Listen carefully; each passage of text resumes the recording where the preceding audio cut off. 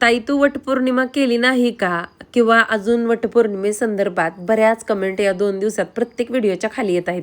त्याच्या संदर्भात मी तुम्हाला आज बोलणारच आहे. त्या अगोदर सकाळी चहा वगैरे घेतला, बाहेर आले आणि 4 दिवसापूर्वी मस्त पाऊस झाला होता. तो व्हिडिओ तुमच्यासोबत शेअर केला. त्या पावसाच्या पाण्यामुळं आज आपल्या सगळ्याच गुलाबाच्या झाडांना इतकी सुंदर टवटवीत ताजीतवानी फुलं आली होती ना, ती तुम्हाला दाखवण्याचा मोह काय मला आवरला नाही. हे जवळजवळ 2 गुलाब आहेत शेजारी. अगदी नॉर्मल फरक आहे कलरमध्ये. त्यानंतर हा केसरी गुलाब मला वाटतं तुमच्यासोबत व्हिडिओत अगोदर पण शेअर केला. एकदा फुल आलं की झाडाला 5 ते 6 दिवस छान असतं. आता इथून पुढं ना आभाळ येणारं वातावरण असतं, अधूनमधून थोडंसं ऊन असतं, त्यामुळं फुलं जास्त दिवस टिकतात. इतका कडक उन्हाळा होता त्यामुळे जास्त काही फुलं टिकायची नाही. दुसऱ्या दिवशी किंवा दुपारपर्यंतच ती करपून जायची. एवढी टवटवीत ताजी फुलं बघून ना मन प्रसन्न झालं होतं. तसं तर आज अंघोळीला आणि स्वयंपाकाला मला बराच वेळ झालाय. त्याला कारणही तसंच आहे. सकाळी सगळं म्हणजे रोज मी झाडून काढत असताना हे तुळशी वृंदावन आपल्या घराचं एंट्रन्स आहे ना, ही समोरची बाजू झाडते. अख्ख्या घराच्या आजूबाजूचा परिसर झाडायचा म्हटलं तर मला पाऊण तास पुरत नाही. तो काय मी रोजच्या रोज झाडत नाही. 5 वाजता तो झाडत असते. पण आज सकाळी सगळंच आजूबाजूचं झाडून घेतलं होतं. कारण आज सुद्धा आभाळ आलेला आहे. म्हटलं 4-5ला जर पाऊस आला तर एकदम सगळा कोबा जो बाहेरचा आहे ना स्वच्छ धुवून जाईल आणि मस्त एकदम चकाचक दिसेल म्हणून. घरात आले, घड्याळात किती वाजले होते दाखवले. माझा स्वयंपाक नव्हता कारण आज आहोंचा आणि दोन्ही लेकींचा मला काय डब्बा बनवायचा नव्हता. मोठ्या लेकीला सुद्धा आज काही टेस्ट वगैरे नव्हती, त्यामुळे ती घरी येणार होती 12:30 वाजता आणि छोटी लेक तिच्यासोबत येणारच होती. त्या दोघी जर तिथं स्टडीला किंवा टेस्टला थांबणार असतील ना, तर मग मला आहोंच्या सोबत त्या दोघींचा डब्बा द्यायचा असतो. त्यामुळं मी होता होईल तेवढं 9, 9:15च्या आत डब्बा आवरून घेत असते. आज आहोंनी सगळी मंडई आणली होती. तसं तर मंडई आमच्या इकडे सोमवारीच असते, म्हणजे बाजार असतो. पण सोमवारी काय आणायला जमलं नव्हतं म्हणून आज सगळा बाजार वगैरे आणला होता. तर तो सगळा स्वच्छ धुवून एका बेडशीट वरती सुती कपड्यावरती काढून सुकण्यासाठी ठेवला. आणि आता इथं बघू शकताय तुम्ही 11:15 वाजलेत. आता 12:15ला क्लास सुटणार आणि 12:30ला दोन्ही लेकी येणार. म्हटलं त्याच्या अगोदर स्वयंपाक आवरावा. बघा 1 तासात आता दाखवलं मी घड्याळात 12 वाजले होते.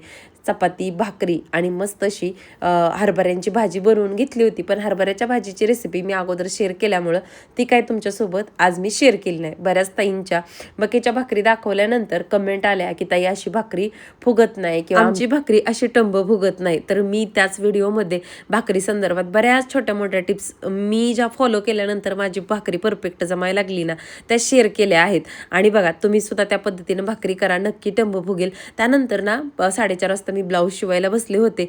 लेकीनं मात्र छोट्या आज मस्त कडक अद्रक घालून ना, आज अद्रक आणल्यामुळे चहा बनवला होता. बाहेरही तसंच वातावरण झालं होतं. मी तुम्हाला सकाळी बोलले तसं एकदम मस्त आभाळ आलं होतं. हे वातावरण बघून वाटत होतं पाऊस येईल का, पण आला नाही. काल बऱ्याच ताईंच्या कमेंट आल्या, कालही आणि वटपौर्णिमा झाली त्या दुसऱ्या दिवशी पण, की ताई वटपौर्णिमेचा व्हिडिओ नाही टाकला किंवा वटपौर्णिमा केली नाही का असं, किंवा तुम्हाला उत्सुकता असेल ना की वटपौर्णिमा कशी साजरी करते किंवा कशी तयारी असेल. त्यामुळं तर आमच्याकडे म्हणजे माझ्या इथं सासरी वटपौर्णिमा करत नाहीत. मी बऱ्याच ताईंना कमेंटला रिप्लाय सुद्धा दिला की आमच्याकडे ना देवक आहे वडाचं, त्यामुळे आमच्यात वडाच्या पूजेलाही जात नाहीत आणि घरात पण वड काढून पूजा करत नाहीत. त्यामुळे संक्रांत मी खूप आनंदाने आणि खूप छान सेलिब्रेट करायला मला आवडते. कारण संक्रांत आणि वटपौर्णिमा हे 2 सण आहेत ते सौभाग्यासाठी असतात. पण आता प्रत्येक आपल्याला दिलेल्या घराच्या रीती परंपरा आपलं सून म्हणून सांभाळायचं कर्तव्य. माझ्या आईच्या तिकडं वटपौर्णिमा केली जाते पण सासरी केली जात नाही. तर त्याचं कारण सांगते. बऱ्याच ताईंना कळलं नाही देवक म्हणजे काय. तर ज्यावेळेस बघा लग्नाचे सगळ्या सुवासनी बाकीचे जे छोटे मोठे कार्यक्रम 8 दिवसापूर्वी चालू होतात आणि मंडपात जे देवक बांधलं जातं ना, आपण लग्नात असे बघा घेऊन जातात आपल्या भाऊकीतल्या कोणाला तरी नवरदेवाच्या पाठीमागं वरदेवाला जाताना ते घेऊन जायला लागतात. कुणाच्यात काही समुद्राचं शेवाळ असतं. तर ते देवक आमचं वडाचं आहे. म्हणजे वडाच्या झाडाची फांदी आणायची आणि मंडपात जिथं लग्नाच्या आधी मंडप दिलेला असतो ना, तिथं ते देवक बांधलं जातं आणि त्यानंतर लग्नाला जाताना ते देवक नेतात. आणि जुनं काहीतरी घडलेलं असेल त्यामुळं कदाचित आणि देवक आहे या दोन्ही गोष्टीमुळे ना आमच्या घरामध्ये वटपौर्णिमा केली जात नाही. तर हे वटपौर्णिमा साजरी न करण्याचं कारण होतं. तर खूप साऱ्या कमेंट आल्या. आणखी पण कमेंट येत होत्या. खरं तर ना मी ब्लाऊज शिवत होते बघा इकडं. ब्लाऊज शिवता म्हटलं परत ताईंना वाट बघतेत ना की उत्तर आलं नाही कमेंटला, म्हणून म्हटलं चला सांगावं. आणि हे ब्रेसलेट आहे ना ह्याच्या संदर्भात पण कमेंट येतात. तसं तर मी कालच्या शॉर्ट व्हिडिओमध्ये लगेच ह्याची छोटीशी क्लिप काढून ऍड केली होती. हे बघा, आधी बघा हे ब्रेसलेट. हा, तर ह्याला झाले 3 वर्षापर्यंत बनवून झाला असेल ह्या ब्रेसलेटला. अगदी 1100 की 1200 रुपयेमध्ये हे छोट्या साईजचे ना, मोहरीच्या पेक्षा थोड्या मोठ्या आकाराचे मणी घेतले होते सोन्याचे. 5 मणी 1100 का 1200 रुपयाचे होते. आणि क्रिस्टलचे जे पोतीत मणी गाठवतो ना आपण, तशा टाईपचे ते मणी होते माझ्याकडे पोतीतले. आणि लाल कलरची क्रिस्टलचे मणी पण होते माझ्याकडे. तर ते माझ्या आयडियाने मी गाठवून घेतले. खरं तर ना, मला ब्रेसलेट सोन्याचं घालायला हातामध्ये खूप आवडतं. पण आता सोनं किती महाग आहे, किंवा 2.5-3 वर्षापूर्वी पण खूप रेट होता सोन्याचा, असं काही कमी नव्हता. 5 ग्रॅम घेणं म्हणजे त्यावेळेस सुद्धा खूप मोठी गोष्ट होती. तर तीच इच्छा आपण छोट्या गोष्टीतनं पूर्ण करूया म्हणून हे मी असं ब्रेसलेट घातवलं होतं. आणि ते सगळ्यांना इतकं आवडतं. माझ्या मते मला आत्ता असं वाटतं की मी अर्ध्या तोळ्याचं ब्रेसलेट करून जरी हातात घातलं असतं ना, तरी ते इतक्या जणांना आवडलं नसतं. इतकं ते ब्रेसलेट सगळ्यांना आवडतं.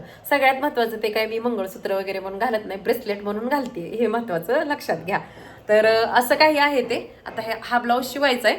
आणि बलून स्लीवची कटिंग सुद्धा मी क्लिप घेतली आहे. काल ब्लाऊज कट केलाय, ती ह्याच्यामध्ये ऍड केली असेल कदाचित अगोदर मी, किंवा नंतर करेन आता शिवताना. तर ती कटिंग मी त्या पद्धतीने करते. अगदी सोपी कटिंग आहे. आणि या पद्धतीने बलून स्लीव्ज शिवली ना, एकदम मस्त स्लीव्ज, एकदम माझ्या तुम्ही बघताना तशा पद्धतीची होते. आणि व्हिडिओला आणखीन लाईक केलं नसेल तर प्लीज लाईक सुद्धा करा बरं का. लाईक करायचं, हाईप करायचं आणि कमेंट करायचं तेवढं विसरत जाऊ नका. कारण जी ऊर्जा आहे ना, पॉझिटिव्ह एनर्जी आहे ना मला, ती तुमच्या लाईक आणि हाईपमधनं मिळत असते. हाईपपेक्षा पण कमेंट, आणि ज्यावेळेस तुम्ही लाईक करता ना, जेवढे लाईक जास्त येतात ना, तेवढं मला वाटतं की मी उद्या तुमच्यासाठी काय शूट करू. लाईक कमी आले तर मग मला वाटतं की आवडलं नाही की कंटेंट, आज आपण जे काही व्हिडिओ शेअर केलंय ते अजून काहीतरी चांगलं करायला हवं होतं का, असं माझा जीव म्हणजे सारखा विचारात राहतो. त्यामुळे प्लीज लाईक, व्हिडिओ स्टार्ट झाल्या लाईक करत चला.